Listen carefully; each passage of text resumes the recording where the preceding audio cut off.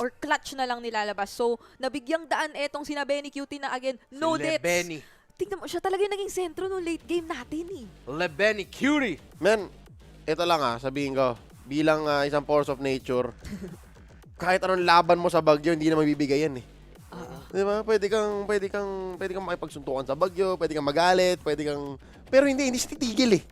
Yun si Benny. Ganun pala ang magiging takbo rito ng Team Liquid. And even Sanji, napaka-crucial lalo nung kanyang isang Lord Steal dito sa ating naging laban.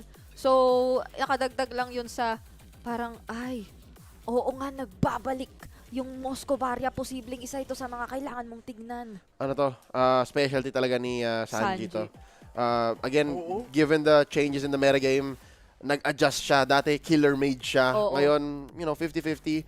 Mostly a support role he has to play to help Benny Cutie and Carl TZ. And andito tayo ngayon. If anything, si Carl TZ nakita ko medyo nag-adjust. Na parang naging utility Carl ulit siya. Oo. Di ba? Kinailangan eh.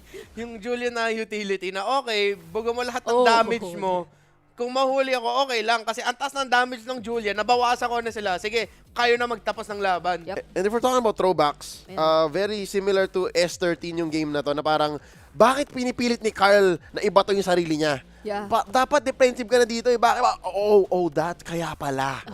Kaya pala. Ayan, gigil na gigil ang sigaw ni Carl. Siya talaga yung pinakagigil dito kahit na supposedly yung pinakamaingat na player.